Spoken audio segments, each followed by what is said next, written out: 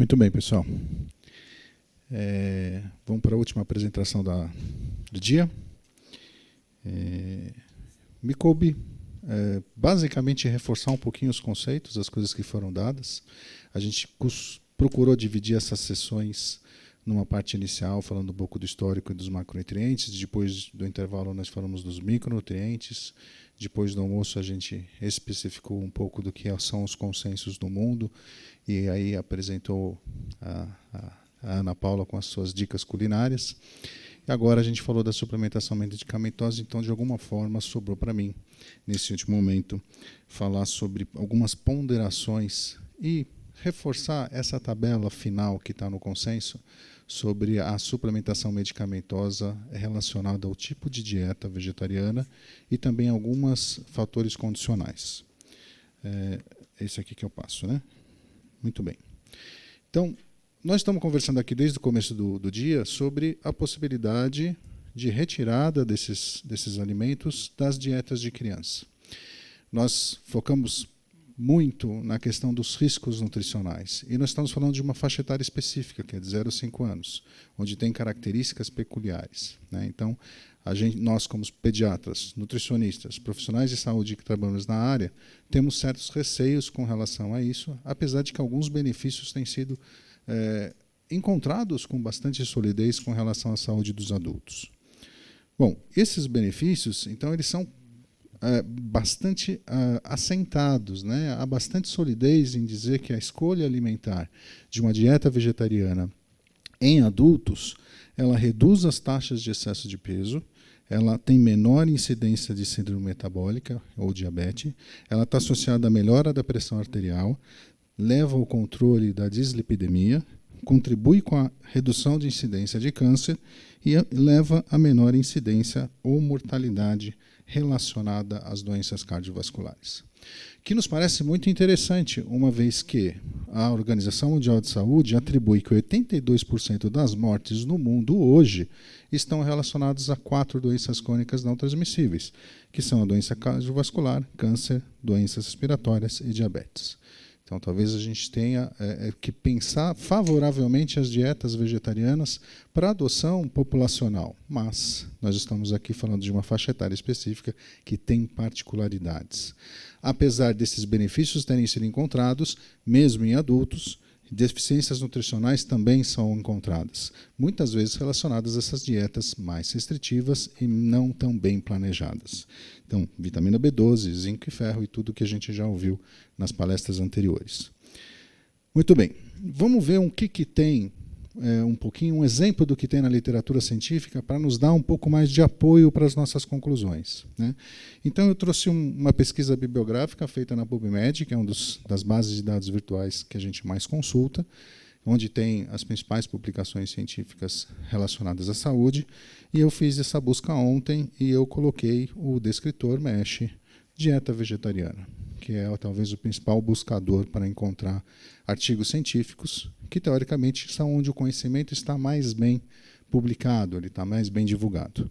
E o resultado disso foram 3.917 artigos publicados em revistas indexadas na PubMed. E essa publicação ela vem desde 1947, mas ganhando um pouco mais de intensidade, um maior número de publicações com esse descritor, agora mais nas últimas décadas. Muito bem, isso para qualquer faixa etária. Quando a gente coloca o limitador faixa etária pediátrica, o número de publicações cai para 886. Ou seja, a gente tem, para cada 5 publicações sobre dieta vegetariana, a gente tem uma que aborda a faixa etária pediátrica durante todo esse período. Quando a gente fala especificamente de lactentes, que a gente põe um filtro para menores de 2 anos, caem para 307 publicações, que corresponde menos do que 10% das publicações ou do conhecimento científico gerado com relação tanto a benefícios quanto a riscos de dieta vegetariana nessa faixa etária. E se a gente for ver, inclusive, a comparação com relação ao ano, nos últimos 5 anos é onde tem a maior número de publicações científicas. 1/4 da publicação científica desta área estão nos últimos 5 anos, com 958 artigos. Se a gente junta a publicação mais recente, que é aquela que talvez é mais metodologicamente embasada. Nós falamos sobre isso durante o dia, né? Tem muitos estudos que têm diferenças metodológicas, critérios diferentes para avaliação. Se a gente junta que estas últimas talvez sejam as mais robustas do ponto de vista metodológico, mas ainda talvez carentes ou tendo alguns erros metodológicos, na faixa etária pediátrica corresponde apenas a 4% desse todo. E na faixa etária de lactente jovem, apenas 1% das publicações. Então, isso mostra que, de alguma forma, a gente está um pouco caminhando para ter mais tranquilidade para recomendar dietas vegetarianas ou extrapolar os efeitos benéficos e também aqueles riscos que a gente encontra na faixa etária adulta para a faixa etária pediátrica. Eu acho que a gente tem muitos passos ainda para ter um pouco mais de segurança na hora de recomendar ou não esse tipo de dieta. Tem muitos artigos, apesar de que a produção proporcionalmente é pequena, e esses artigos científicos acabam gerando guias, porque há um certo anseio do profissional de saúde se embasar em instituições que emitem guias e recomendações, porque de alguma certa forma nos autoriza a fazer ou deixar de fazer alguma coisa, né? Tem a parte que é o nosso conhecimento científico individual, que está relacionado à nossa leitura, ao nosso preparo, e tem o que a gente segue de protocolos e a gente tende a confiar nas instituições onde os especialistas se juntam e promovem recomendações, protocolos de recomendações. Mas para ficar ilustrado como a gente ainda tem até algumas contradições, eu peguei 2 estudos muito recentes, que são estudos agora de 2022. Olha só. Esse primeiro é uma meta-análise muito bem feita do ponto de vista metodológico, que reuniu 10 publicações que foram consideradas apropriadas e pertinentes sobre utilizar ou não, recomendar ou não a dieta vegetariana na alimentação complementar, ou seja, a partir dos 6 meses onde a gente introduz os alimentos. Conclusão desse grupo, que é um grupo italiano que trabalha intensamente nesse assunto, é que os riscos de deficiência de micronutrientes e retardo do crescimento ele é alto, de fato. Podem acarretar prejuízos no crescimento e neurodesenvolvimento, que a gente vem falando desses 2 capítulos muito da criança, quando comparado a uma dieta onívora saudável. Mas olha, a dieta onívora saudável, né? Porque também tem a dieta onívora que não é saudável. Dietas vegetarianas e veganas não podem ser recomendadas durante a alimentação complementar. Ou seja, sendo bastante enfáticos. Aqui não é um estudo só, é uma revisão sistemática que teve como prioridade escolher só ensaios clínicos ou outros estudos que eram muito bem embasados do ponto de vista científico para tentar tirar essa conclusão. Isso é recente.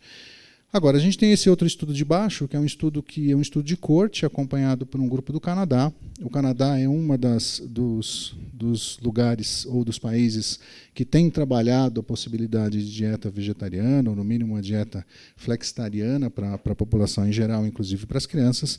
Eles fizeram uma corte, ele é patrocinado por esse estudo do Target Kids, e eles dizem o seguinte, olha só que parece até um pouco o inverso. Não foram encontradas diferenças clinicamente significativas no crescimento ou medidas bioquímicas nutricionais em crianças com dieta vegetariana.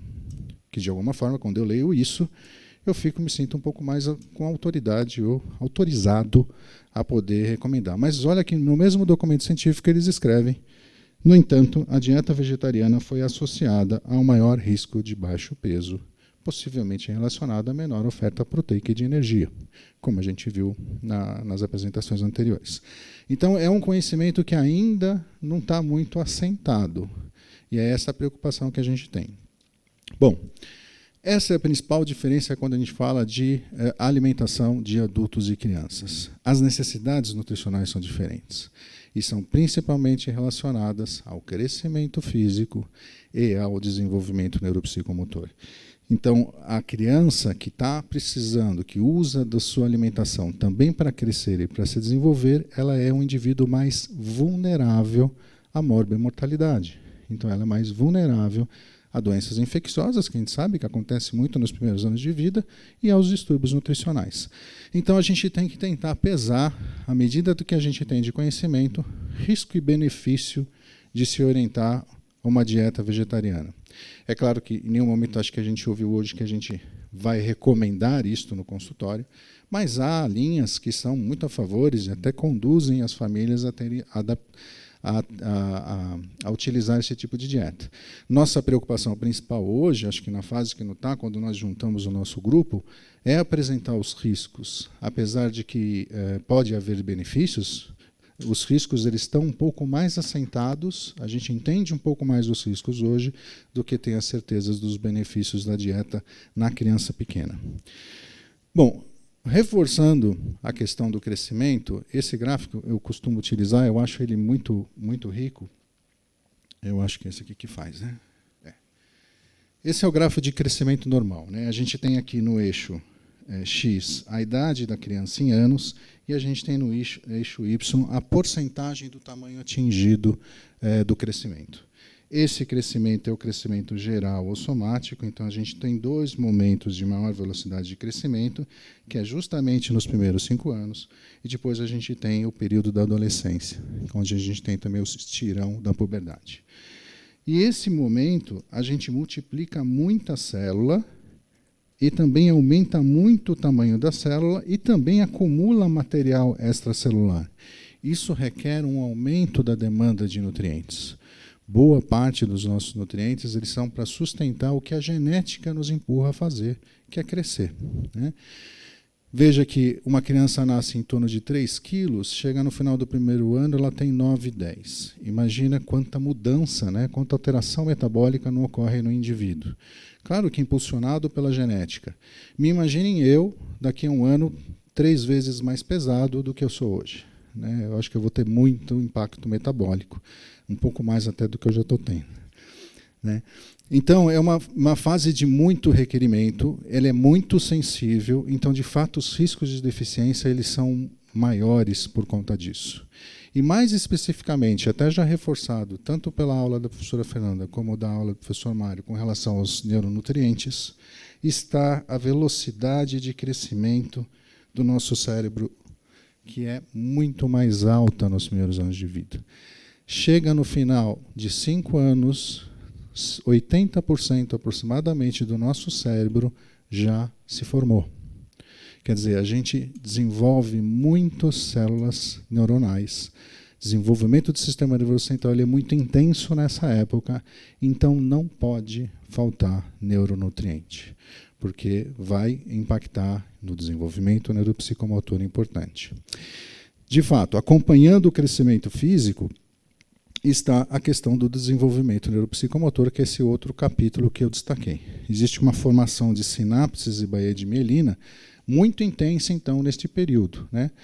E a intensidade, inclusive, relacionadas a funções, tem as funções são um pouco mais precoces, ou um pouco mais cedo, ou um pouco mais tarde. Veja que as funções sensoriais, ou as capacidades sensoriais relacionadas à visão e audição, elas são muito mais presentes nos primeiros meses de vida.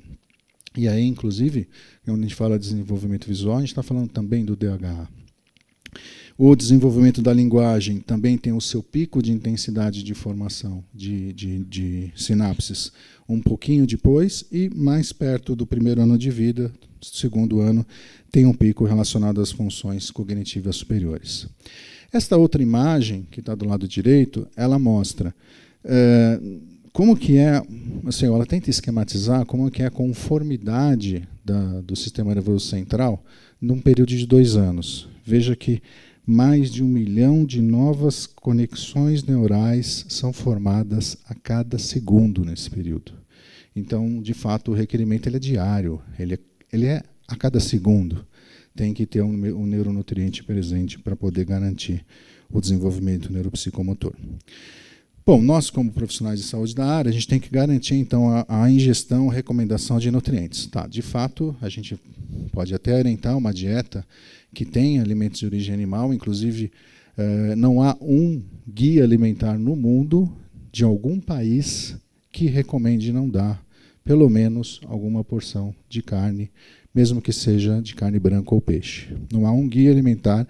E quando a gente pensa isso, a gente imagina que quem faz esses guias alimentares quer o bem ou quer a saúde da sua população. Então, pensando nesse sentido, parece que mesmo a gente não tem ainda uma sustentação científica suficiente para dar isso.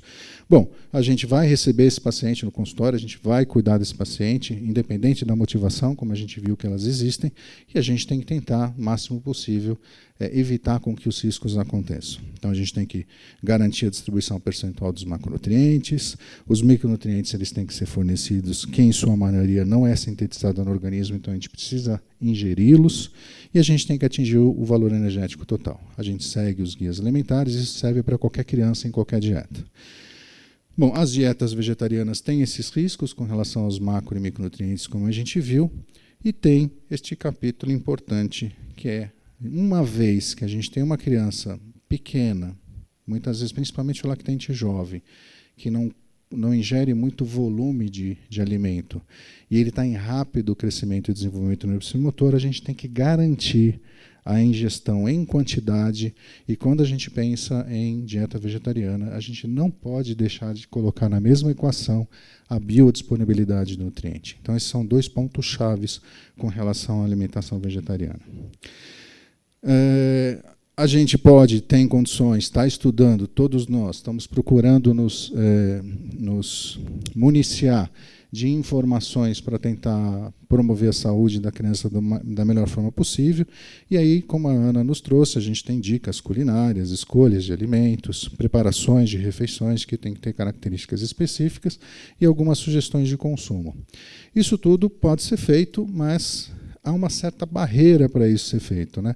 Aqui eu só trouxe como exemplo 2 outros trabalhos publicados em 2018 que tentam, de alguma forma, o primeiro, fornecer um sistema prático para o planejamento de refeições, que é baseado em troca de alimentos, né, porque muitas vezes a gente não tem praticidade para substituir o alimento, e esse outro estudo de baixo, que é da Associação Portuguesa de Nutrição, ele mostra aí, dentro principalmente do primeiro ano de vida, opções alimentares. Bom, isso só para reforçar o que a Ana já nos trouxe, mas como que a gente consegue fazer isto na prática? É aí que está em questão, quando a gente discutiu as coisas relacionadas ao consenso, a gente também teve que pensar com relação à situação da população brasileira. Como é que eu consigo acesso aos alimentos necessários, né, para substituir aqueles que eu estou afastando, que são os de origem animal? Muitos deles são caros, como já foi dito. Como é que eu consigo infraestrutura para preparar a alimentação? Tem recurso disponível? A grande maioria da população, às vezes, não tem condição socioeconômica para isso. Alguma da população que tem condição socioeconômica para isso tem pouco tempo disponível porque tem que trabalhar e, às vezes, não consegue fazer o alimento do seu filho, e assim por diante. Há uma série de obstáculos para conseguir efetivar uma alimentação planejada. E, além disso, às vezes também não dá tempo de a gente ter uma orientação profissional eficaz, próxima da gente, que inclusive possa nos tirar dúvida, porque isso não é uma coisa que você aprende de um dia para o outro, necessita de um acompanhamento, e essa orientação, inclusive, tem que ser contínua para ser efetiva. Né? Então, eu acho que a escolha alimentar, qualquer que seja, ela é opcional, de fato, mas ela tem que estar muito de perto, acompanhada, para que não falte os nutrientes necessários. Bom, então, o conhecimento científico ainda está em formação, como eu mostrei, a gente ainda tem algumas dúvidas, mesmo benefícios quanto os riscos a gente está um pouco mais respaldado. A existência desses riscos, então, ela é indiscutível. Os riscos acontecem nas crianças menores, com maior velocidade de crescimento e desenvolvimento. A vulnerabilidade ela é peculiar dos primeiros anos de vida, então, como de uma certa forma, só reforçando o que eu já disse. E as dificuldades operacionais para efetivar o planejamento alimentar são situações que a gente tem que pensar na hora de cuidar de uma criança pequena. Então, a gente tem que olhar esse cenário com muito cuidado, para não levar a riscos.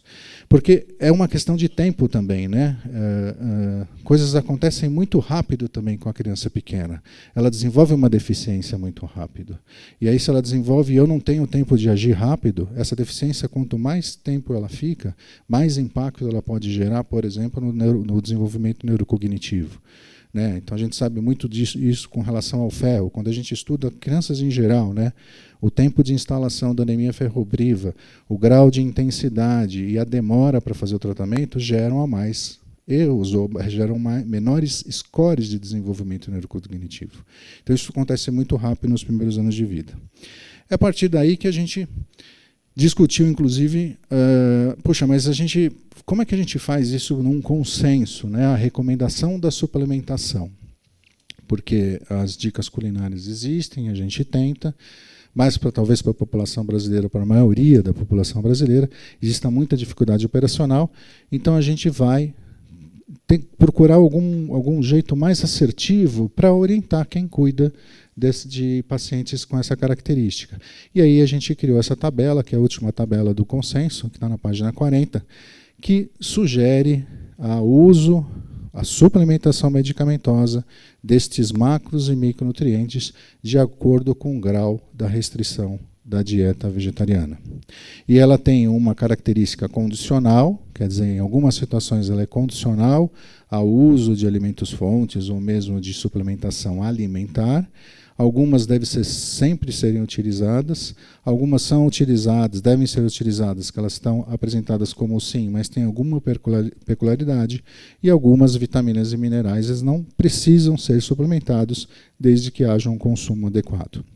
Então essa tabela ela ajuda na prática para que a gente possa agir no consultório. Então a gente chegou neste consenso, lembrando que o consenso de suplementação medicamentosa aqui, ele é uma estratégia de saúde pública para todos.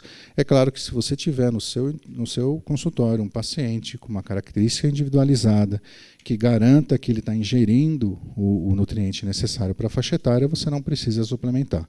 Isso é uma forma de recomendação geral ou para a população geral. Bom, por fim, a gente quis se embasar um pouquinho no que a gente decidiu fazer, colocar no consenso. Então, essas recomendações elas se apoiam nas seguintes evidências.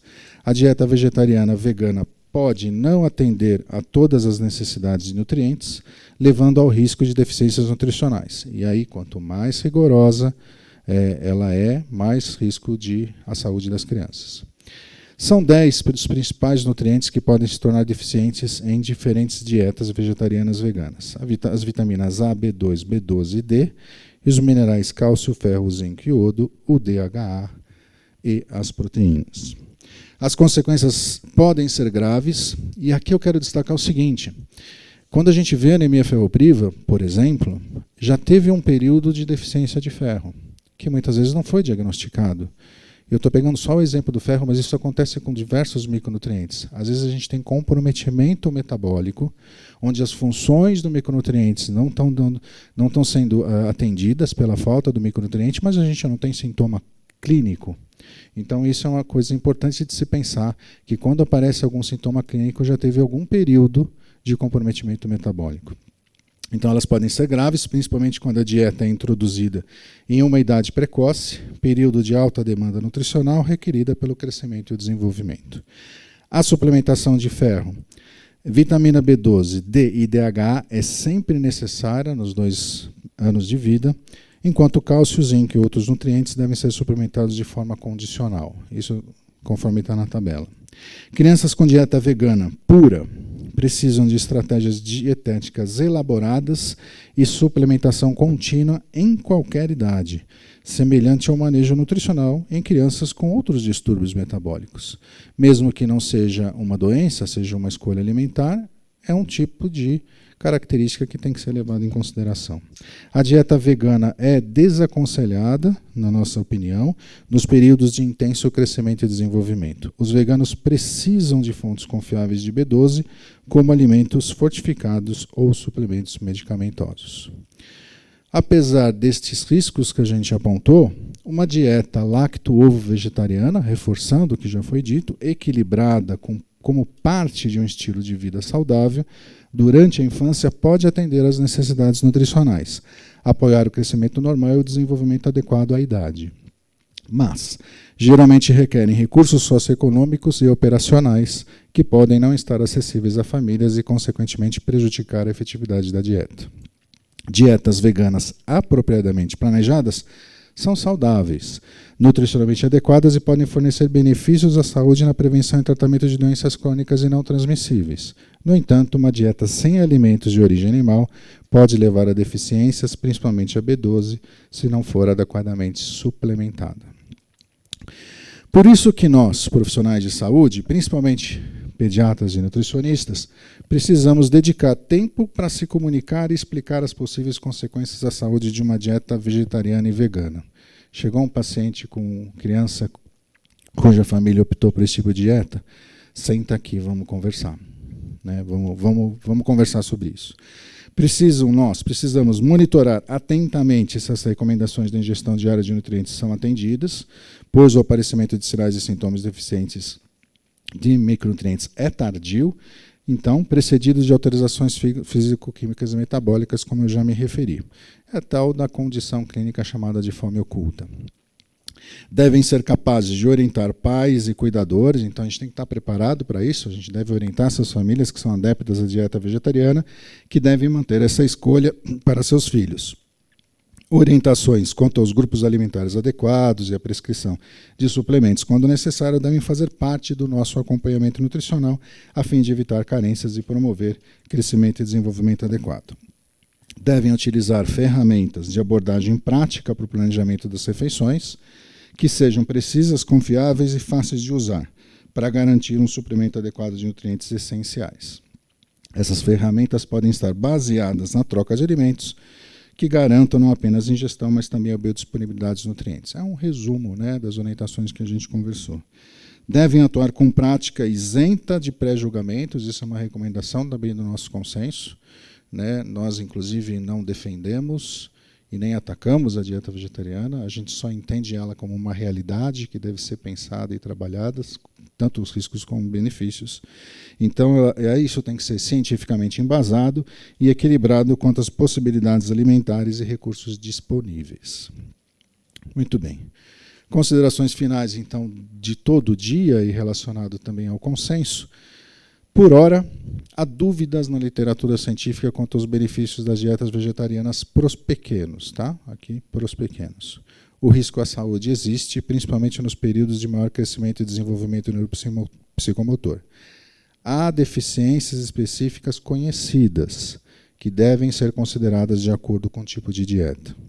A alimentação planejada é uma alternativa, mas é necessário reconhecer as barreiras e limitações operacionais. Suplementação medicamentosa profilática está indicada nos primeiros 5 anos de vida e deve ser condicionada ao consumo alimentar, tipo de dieta e idade da criança. Muito bem. Por fim, eu queria agradecer à Força Tarefa de Nutrição da Criança, do USP Brasil, que comprou essa ideia, desenvolveu essa ideia e a gente chegou até aqui. Esse é um trabalho que tem sido feito há quase 2 anos.